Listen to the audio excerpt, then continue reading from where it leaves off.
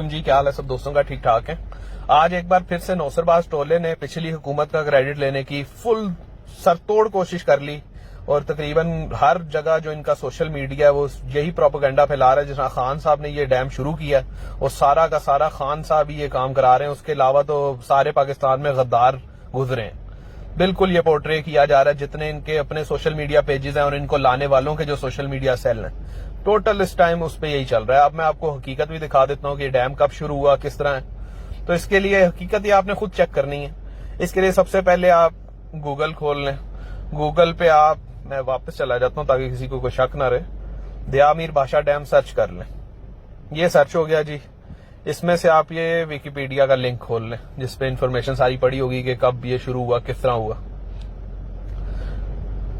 ये आपके पास जी लिंक खुल जाएगा, ठीक है। इसमें आप क्लियरली देख सकते हैं कि इसको पहली बार जो है ये 80s में प्रपोज किया गया डैम, ठीक है। और 1998 तक किसी को ख्याल ना आया कि इस पे कोई काम शुरू करे। 98 में नवाज शरीफ ने ये डैम शुरू किया। इसके फिजिबिलिटी रिपोर्ट्स, उसके लिए एक बजट रखा गया, वो सारा काम 98 में शुरू हुआ। ये आप देख सकते हैं, लिंक आपने खुद खोल के चेक करना है, आपने मेरी बातों पर यकीन नहीं करना।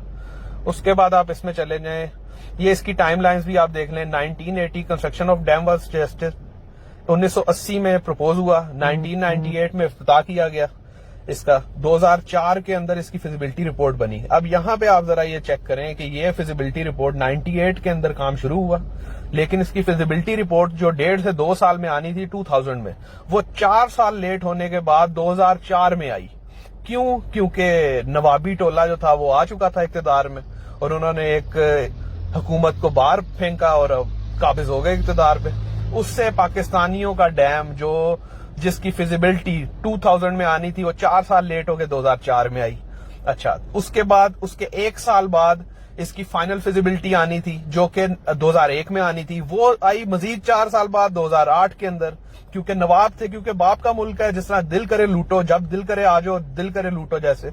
और 2020 के अंदर अभी इसका कंस्ट्रक्शन का कॉन्ट्रैक्ट हुआ जिसका ये क्रेडिट लेते हैं। अब वो भी किस तरह हुआ है वो मैं आपको सारा इसकी डिटेल्स अभी बता।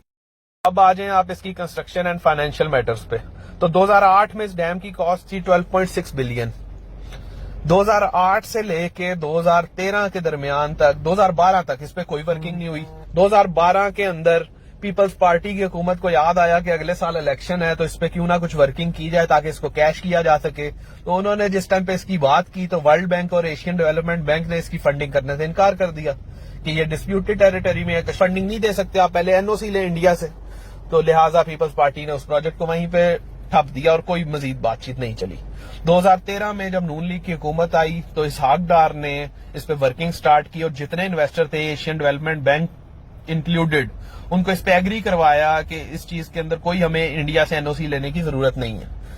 तो 2013 के अंदर ये आप पढ़ भी सकते हैं कि धासू डैम और दयामीर भाषा डैम पे दोनों पे काम स्टार्ट किया जा सकता है। उसके बाद जी 7 नवंबर 2013 को ये आप water and power development authority के चेयरमैन का बयान देख सकते हैं कि हमने 17,000 एकड़ लैंड जो है वो खरीद ली है 5.5 बिलियन की गिलगित बल्तिस्तान की हुकूमत से। ये भी नून लीग के दौर के अंदर खरीदी गई, बजट दिया गया तो खरीदी गई। उसके बाद 2013 के अंदर मियां नवाज शरीफ ने इसकी अप्रूवल दी कि इसको बनाना स्टार्ट किया जाए और इसका फिजिकल वर्क 2017 में शुरू हो जाए। एक अंदाजा ले लें कि 98 के अंदर डैम शुरू करवाए तो नवाज शरीफ शुरू करवाए, उसकी फिजिबिलिटियां बनवाए तो नवाज शरीफ बनवाए। जो 2001 में फाइनल बन के आनी थी उसको 7 साल के डिले के बाद वो 2008 के अंदर बनी, जिसकी वजह से हमें महंगे पावर प्लांट के प्रोजेक्ट लगाने पड़े इमरजेंसी में पाकिस्तान की बिजली पूरी करने के लिए।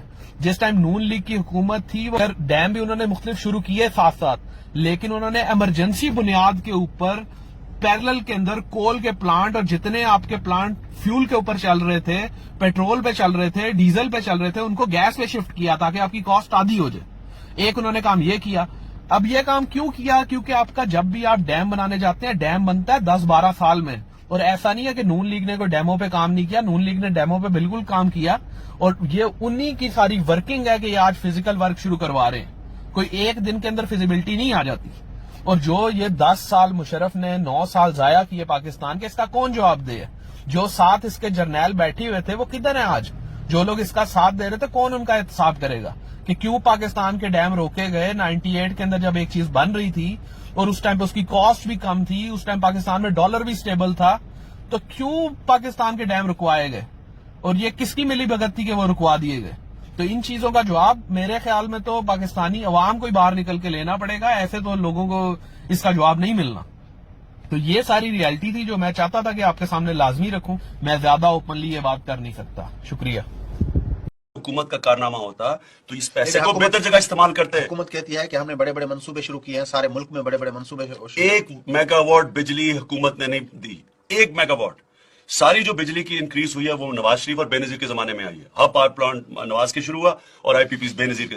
جو آج اب بجلی کے مسئلے آ رہے ہیں, جو بیچارے لوگ گرمیوں میں بجلی کے بغیر رہ رہے ہیں, اس کی بہت بڑی وجہ یہ ہے کہ 7 سال جنرل مشرف کے دور میں 1 میگا واٹ بجلی نہیں بنی, اور جو سڑکیں کمپلیٹ ہو رہی ہیں وہ ساری نواز شریف اور بے نظیر کے زمانے کے پروجیکٹس تھے.